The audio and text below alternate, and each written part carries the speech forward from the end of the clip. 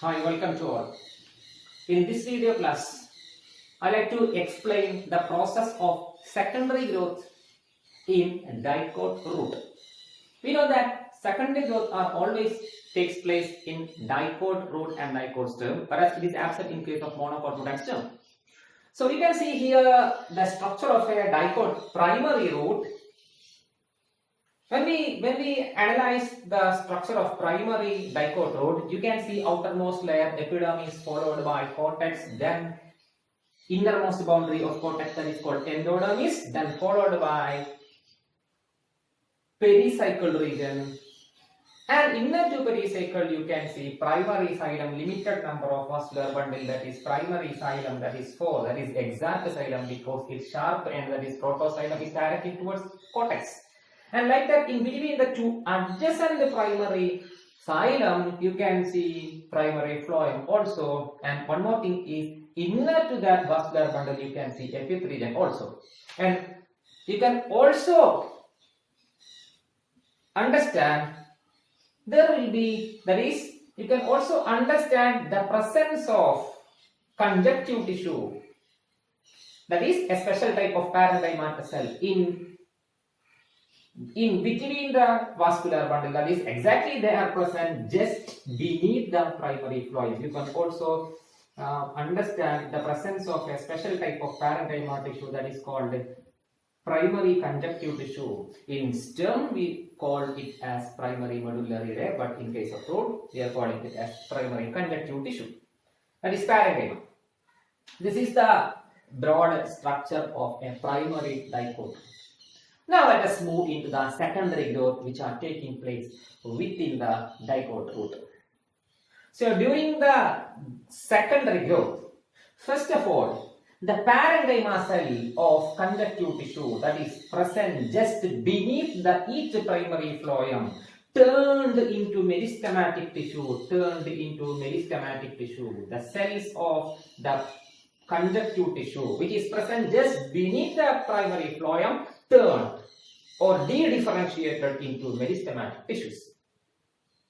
So it clearly indicates that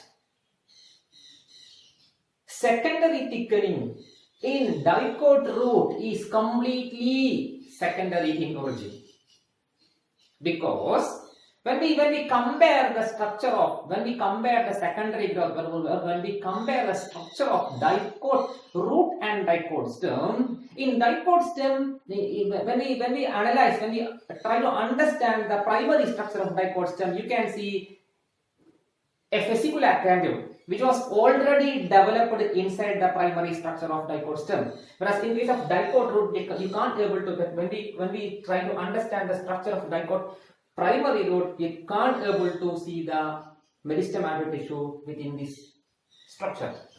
So that's why we can say that cambium is completely, in case of dicot primary root, cambium is completely secondary in origin. So during secondary growth, this dicot primary root produces a cambium from the conjunctive tissue which is present just beneath the primary phloem, that is called cambium. And like that, the pericycle, the cells of the pericycle which is present,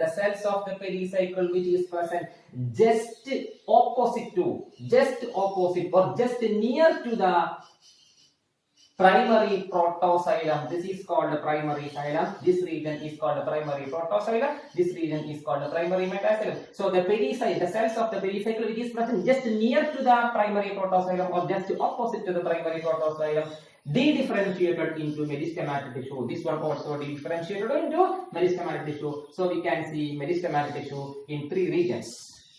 Here you can see. Here also you can see meristematic. Now, this cambium that is originated from the conjunctive tissue, and this cambium that is originating from the pericycle. Both these cambium united together. Both these cambium united together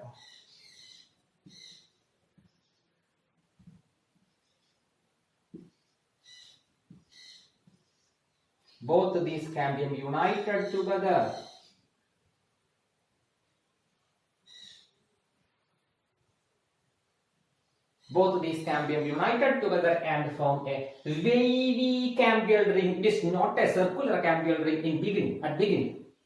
It forms a wavy cambial ring. So after that wavy cambial ring, in that cambial ring, you can see two type of cells like that of a dicot stem, that is fusiform initial and red initial. That is, this cambial ring contains two type of cells, fusiform initial and red initial. Its function will be discussed here soon. Okay. So after the formation of this wavy cambial ring, the whole cambial ring shows meristematic activity. That is, this cambial ring produces more amount of tissue towards inside. That more amount of tissue towards inside, it produces more amount of tissue towards inside. That tissue is called a secondary xylem or wood. Like that, this cambial ring also produces small amount of tissue towards inside. That tissues are called a secondary phloem. So now, within the stela region, that is inner to endodermis, you can see two extra new layers. That is called secondary xylem towards inside and secondary phloem towards outside. So due to the formation of these two extra cambial rings, two extra secondary tissues, that is secondary xylem and secondary phloem, this primary phloem pushes or crushes towards outside, like that primary xylem crushed towards inside, that is pith region. And one more thing is that due to the formation of these two extra layers, this wavy cambial ring gradually became a ring form, became a circular in form. This is the main secondary growth which are taking place inside this pericycle. And one more thing is that at some region, this cambial ring produces parenchymatous tissue towards outside inside. That region is called secondary conjunctive tissue or secondary medullary ray. That is called the secondary conjunctive tissue. This is called primary conjunctive tissue. And its function is to transport, or its function is the radial conduction of water and minerals.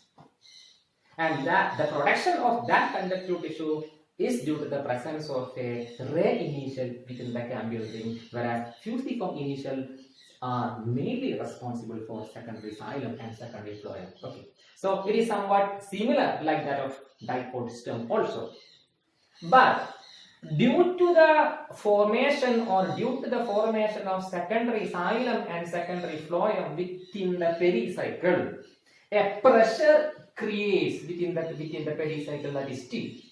Due to that pressure, the epidermal cell, cortical cell and the endodermal cell gradually rupture. So the whole region becomes disintegrated. So during that condition, dicot root need a protection. So for that purpose, the whole pericycle, now the pericycle is the outermost part because all other portion gradually disintegrate due to this formation of extra secondary xylem and secondary phloem. So during that condition, this pericycle, now the pericycle is the outermost region. Now that the whole pericycle became meristematic tissue. That meristematic tissue is called the phellogen or the corcicambium. That phellogen or corcicambium is similar to the dicot stem, which was already discussed during the previous video session. So that phellogen or corcicambium now produces a group of tissue towards outside, large amount of tissue towards outside, that is called phellum or cork. Like that, it also produces small amount of tissue towards inside, that is called phelloderm or secondary cortex. Now, outer to pericycle, we can see three regions. One is called phellogen or corcicambium. And second one is called phellum or cork. And third one is called phelloderm or secondary cortex. And this newly formed three extra layer outer to pericycle is called periderm. And that secondary thickening is not called extrastellar secondary thickening because that is present just outside the pericycle. So that indicates that if the endodermis is present, it will be in between the pericycle and endodermis. So we cannot able to say that it is an extracellular, but we can say it is a secondary growth which is taking place within the stem. Okay, this is the broad concept regarding with the secondary thickening in dicot root. Okay, thank you. And one more thing is that we have to specify one more thing, that is lenticel, which was described during the secondary growth in dicot stem. This phalogen or core cambium also produces loosely arranged parenchymatous tissue towards outside and inside, instead of producing phellum or core towards outside and secondary cortex towards inside. That region is called lenticel, but it is least developed in dicot root when compared to dicot stem. Its function is for gas exchange, but not for transpiration. It is only for gas exchange. Okay.